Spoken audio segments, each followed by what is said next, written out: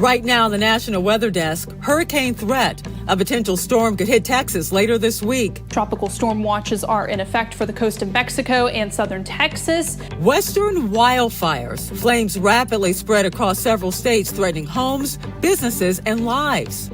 We've yet to lose or damage any structures, and we want to keep it that way. A look back on destructive storms that took a toll back in the 90s. It was one of the biggest weather stories across the Northeast in the past quarter century.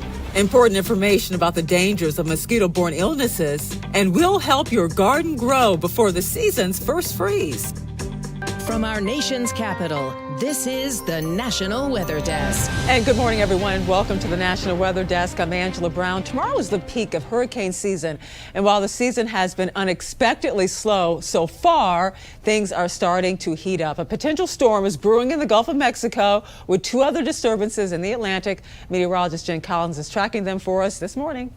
This disturbance in the western Gulf of Mexico expected to become a tropical storm as it moves to the north. Right now, the National Hurricane Center has designated potential tropical cyclone 6 just to issue advisories on the system. Tropical storm watches are in effect for the coast of Mexico and southern Texas. It is forecast to strengthen, possibly becoming a hurricane before approaching landfall around the southern Louisiana, Texas area. The next name of the season is Francine. Now, we are monitoring two other areas in the central Atlantic for potential development. One has a high chance of becoming a tropical depression towards the second part of this week. Many models have been taking the system north of the Leeward Islands, expected to make a turn to the north here by the end of this week and into the weekend. Multiple wildfires erupted over the weekend out west. Thousands of acres are burning and thousands of people in several states have been ordered to leave their homes because the fires present an immediate threat to life there in those communities. Many of the worst fires are burning in California and Nevada. They aren't far from large population areas in Los Angeles, Reno, San Francisco, Sacramento. As of last night, the line fire burned more than 20,000 acres in San Bernardino County east of LA. It's 0% contained. The flames are approaching the mountain community of Running Springs, which isn't far from popular resort areas of Big Bear Lake and Lake Arrowhead. More than 36,000 structures, including homes and businesses, are being threatened, and the weather is not cooperating. The area is under an excessive heat warning with temperatures expected to hit 108 degrees today. That's making it especially difficult for firefighters. So the biggest challenge when the fire is unpredictable like this is knowing where to position all your crews. So right now we've positioned them all over the whole fire. The cause of the fire is still not known. California Governor Gavin Newsom proclaimed a state of emergency. The fire is so intense that it's creating its own weather in the form of a pyrocumulus cloud. They can help that fire spread because they create erratic winds that push the fire outward.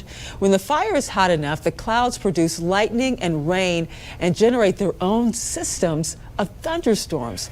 Another wildfire is burning in Northern California and is forcing residents to evacuate their homes. On Sunday, firefighters had their hands full trying to contain the Boyles Fire located 100 miles north of the Bay Area. The fire has burned 36 acres so far, and the flames have damaged at least 30 structures.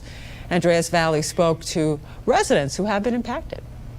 Live Copter 3 over the Boyles Fire in Clear Lake Sunday, providing exclusive views of the extensive damage. I got a phone call from my mother saying, come back home because you have the truck and that's what we can use to get more things out of there. So I came back home and the fire started spreading because of the wind. The fire engulfing the community of Clear Lakes Avenue. As fire crews battle the fire from the sky and on the ground, Jose Morales ordered to evacuate but chose to stay and watch the fire from this hill. Protect my stuff. You know, I can't take everything with me and we work hard for what we have, so try to protect it.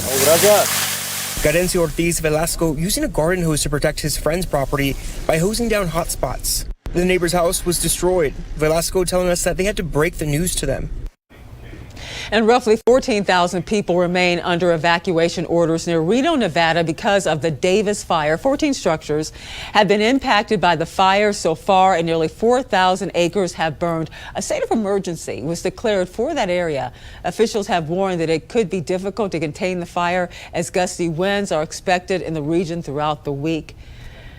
All those fires are impacting the air quality across the West. Anthony Ramos tells us about what prompts air quality alerts in the area.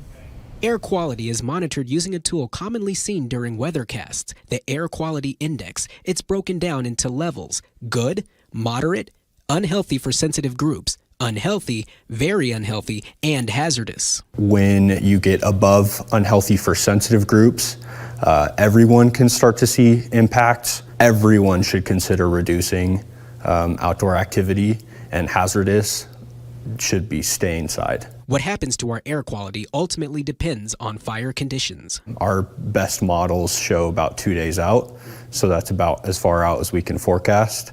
And fire conditions change quickly, so could be longer, could be shorter.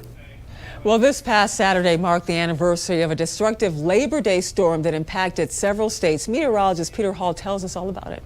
The anniversary of the 1998 Labor Day storm, where 2 derechos occurred across the Northeast. The first one happened during the middle of the night, just after midnight, across central New York, and then went into New England. That's noted by this green blob area. 3 people died in the greater Syracuse area, with winds estimated of 115 miles per hour. The definition of a derecho, by the way, is a strong, damaging thunderstorm wind swath that goes across a long area, typically at least 400 miles long and 60 miles wide. In fact, the Labor Day storm had 2 derechos. Notice, during the wee hours of the morning, a secondary derecho started around Ohio, went across Pennsylvania into New Jersey and the tri-state area of New York City and Long Island. I want to show you what the radar looked like from the immediate Syracuse area and central New York, where those storms worked through the area, and some of the damage that occurred. It was one of the biggest weather stories across the Northeast in the past quarter century. A change of season is approaching us, but some parts of the country are dealing with stifling conditions outdoors. Meteorologist Kit Alexander explains how storms can bring brief relief. The fall season is just around the corner. Love this time of year. Cooler temperatures and lower humidity will soon follow. In fact, for many folks living along the mid-Atlantic and the Midwest, cooler temperatures and lower humidity have arrived. While some of us are enjoying the cool temperatures, there's still a large portion of Florida and the Gulf Coast that are experiencing high humidity values. As many of you know, proximity to the water, warm water temperatures, and wind direction play a key role in the overall humidity levels. Temporary relief from the highest dew points can occur with scattered storms. Since the dew point is critical for how it feels outside, storms can tap into cooler, drier air aloft, causing downdrafts, which will temporarily bring slightly more comfortable conditions. However, the atmosphere can quickly recover to its previous state. As the air begins to mix or heat from the sun increases the evaporation of water. This is because water vapor acts as a greenhouse gas, trapping heat. Unfortunately, this kind of tropical weather pattern is typically stagnant. It's a rinse and repeat like weather cycle. So if you're ready for fall conditions, the good news is as we progress into the autumn season, cold fronts will become stronger, and inevitably changes in the weather pattern will follow. Now let's check to see the weather in cities across the country today. We begin in Baltimore, Maryland, where there is nothing but sunshine. Highs will get up into the low 80s with winds around 10 miles per hour tonight. Temperatures, though, will dip into the low 60s. And heading down to New Orleans, where they are definitely keeping an eye on the system in the Gulf. Skies, though, are partly cloudy today with showers and thunderstorms possibly this afternoon. Highs to be in maybe the mid-80s. And heading east to El Paso, Texas, where sunshine is plentiful today with highs getting into the upper 80s. And we'll end in Seattle, Washington, where skies are cloudy this morning and expected to stay that way most of the day. High today in Seattle is on around 70 degrees. For the latest and most up-to-date weather news and headlines, be sure to check us out on social media. You can find us on Facebook, YouTube, Instagram, X, TikTok. Just search the National Weather Desk or scan the QR code on the bottom left corner of your screen. And coming up on the National Desk, fall is around the corner, but there's still enough heat for disease-spreading mosquitoes to be active. We'll look at ways to avoid the diseases that these insects can actually spread. And we'll have tips to prepare your garden for the colder months ahead.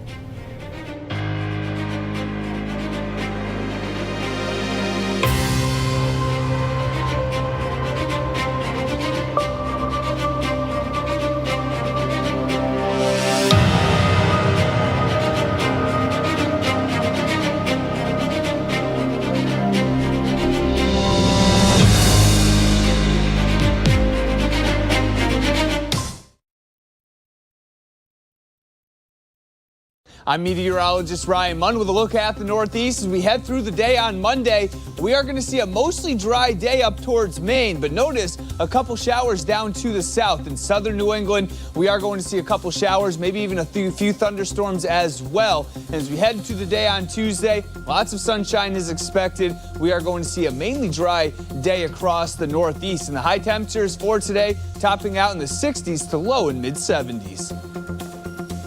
I'm Chief Meteorologist Gerard Bailey. Here's a look at the mid-Atlantic region. Quiet weather. It will complete your week, really. We're not going to see much of anything in terms of rainfall to come your way, but high pressure is going to continue to settle in, which means we'll stay mostly sunny. We will stay dry, but winds out of the north and west for the most part until we get that high pressure to change positions here. But it will be a chilly start to your Monday where we begin in the 40s, but we will likely warm up to the 80s by the afternoon, looking at another day of some nice temperatures on Tuesday. I'm meteorologist Charlotte Carl. Here is a check of your forecast for the day today. We can see where that frontal boundary is parked out because slightly lower temperatures are expected in northern Florida today. It's a stationary frontal boundary, but we have seen slight dips in the temperatures and the humidity across the rest of the region. Mid and upper 80s, low 90s down in southern Florida. We are expecting sea breeze showers in the afternoon in the Florida Peninsula. Also, we're expecting increased rain chances to start in southern Louisiana and southern Alabama as a result of some tropical moisture.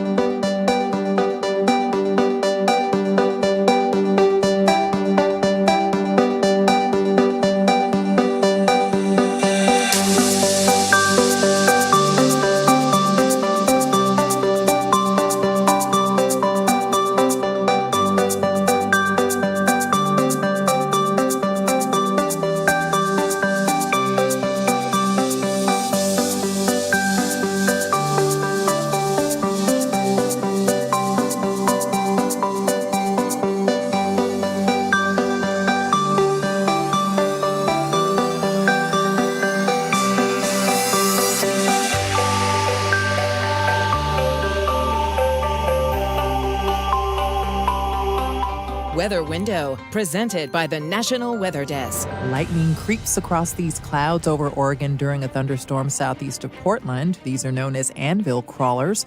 Also, hundreds of lightning strikes were tallied across the state Friday and Saturday, sparking dozens of new fires. And during the weekend, this waterspout was spotted off St. George Island, Florida, Saturday morning. For more content like this, like the National Weather Desk on Facebook.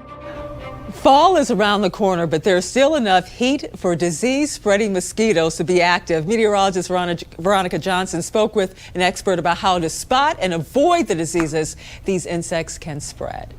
As long as it's still warm, mosquitoes will flourish, and that means mosquito-borne illnesses like West Nile will continue to be a threat. Once we start to hit those 50 degrees, this is going to slow down dramatically, but September is the second most important month for cases of things like West Nile viruses here in the United States. Entomologist Michael Raup says we have had nearly 380 cases of West Nile in the U.S. this year so far, and we need to stay vigilant and take precautions. Mosquitoes, particularly ones that carry West Nile virus, are going to be most active at dawn and dusk. Around the world, mosquitoes kill more people than any other animal on Earth. So how many people are impacted from West Nile? And is there another mosquito-borne illness that we should be focused on? It's only a very small proportion of people develop a severe illness due to West virus, less than 1%.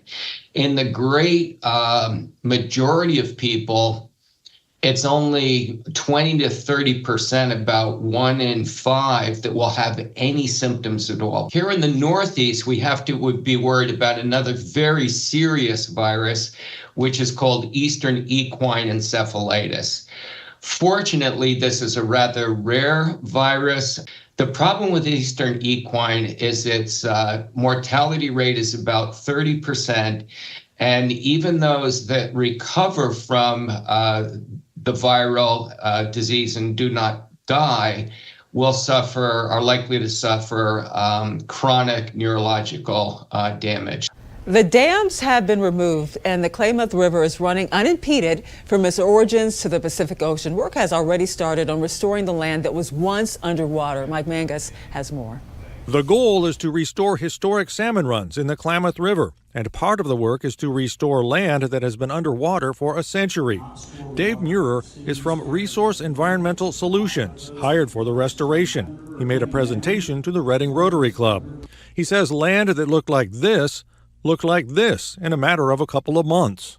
The reservoirs were all drained in January, and we have the entire area planted. It was blooming in March and April, and looking great. Some people drove up there and actually were trying to find out where the reservoirs used to be because all they saw was a river cutting through poppies. There are challenges. Planting this much land in Siskiyou County and southern Oregon involved literally billions of seeds from 98 native plant species found in the area. And Dave says they've been countering misinformation. You're working in the mud, but we can handle that with helicopters spreading, 20 billion seeds. I think one of the biggest challenges has been how misunderstood the program has been. The reservoirs that are being removed do not store water for agriculture or for cities, for ranches. They were just hydropower facilities, so water in, water out, and they weren't flood control structures. And he says the 2% of Pacific Corp's power that was lost has already been replaced. It's really all about the fish. The fall Chinook salmon run is down 98% from 100 years ago, the spring run almost non-existent. And that's what makes this so worthwhile. Boating season isn't over just yet. Meteorologist Amy Aronson spoke with a boating expert in Baltimore, Maryland to learn more about how long the boating season actually is and what happens when the weather gets a lot cooler. You've got great weather. It's typically a little bit cooler. You get a little bit of crisp air in the morning, not so hot during the day, not as many folks out on the water. You get to enjoy it a little bit more to yourself. Just great weather, in my opinion. September is when tropical activity usually peaks, and some of these systems can impact Maryland. In the occasion that we do get a hurricane or remnants of a hurricane here, folks will come down and maybe double up the lines on their boat, make sure that everything's super secure. And generally, you can ride out the storm pretty well. We've been fortunate the past few years not to really be in the direct eye of the storm. So generally, you can just ride it out in the marina. Here at Lighthouse Point, we've got floating docks, which is really an advantage when you're riding out a storm versus a marina that has fixed docks.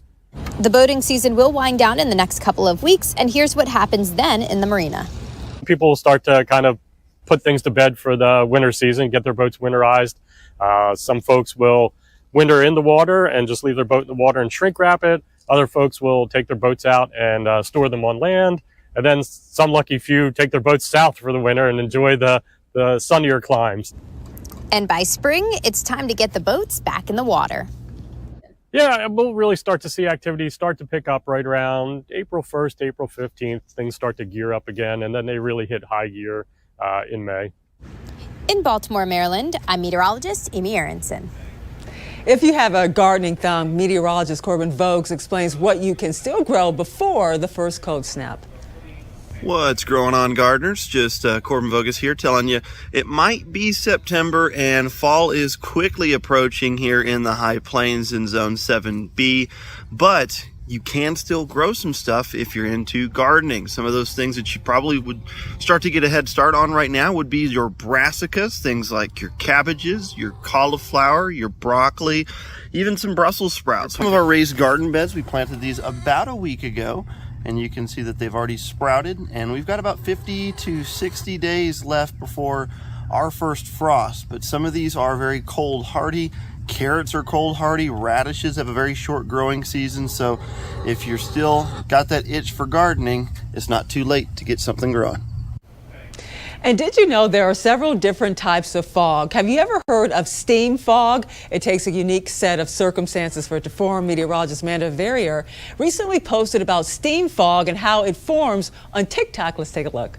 Let's talk about something that you may have seen before, but don't quite know how it forms. I'm talking steam fog.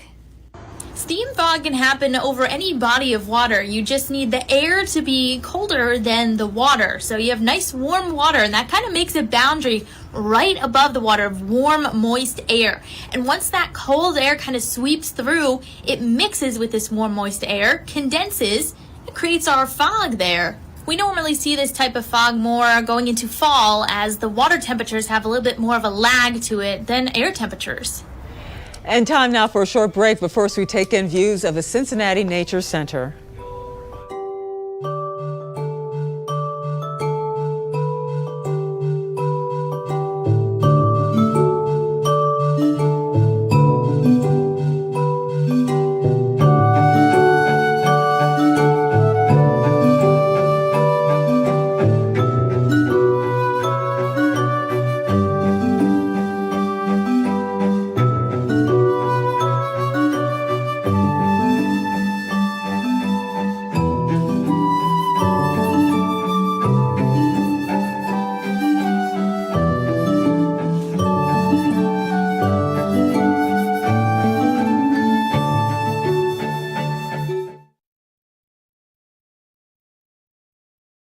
Good morning, I'm meteorologist Sarah Converse. We have a large area of high pressure dominating the Midwest, so plenty of sunshine across the area from the plains all the way to the Ohio River Valley. But note where that high pressure system is. Some of the eastern portion of the Midwest, we are in those 70s and 80s, but on the back half of the high pressure system, we got those hotter temperatures with highs in the upper 80s and low 90s, 91 in Lincoln, and some cool weather on tap for tonight.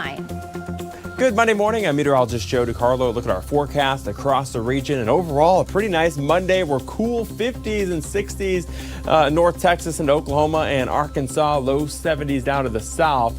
Mostly sunny, low humidity for most, so a pretty nice Monday from San Antonio up towards DFW, Oklahoma City to Little Rock. But all attention is on the Gulf as we watch this potential tropical cyclone form in the days ahead, riding up the Texas coastline, likely landfall sometime midweek on the Texas-Louisiana border. Good morning. I'm meteorologist Rebecca Stevens, and here's what's happening across the West. We still have an excessive heat warning across parts of Southern California, stretching into Arizona, but the big cool down is just getting rolling for the week ahead into the Pacific Northwest from Seattle to Portland. Our weather makers are currently high pressure, and it's keeping wildfire danger in place around the Great Basin and the Sierra Nevada with dry, gusty winds and a lot of wildfire smoke across Oregon and Idaho. That's the scene from here.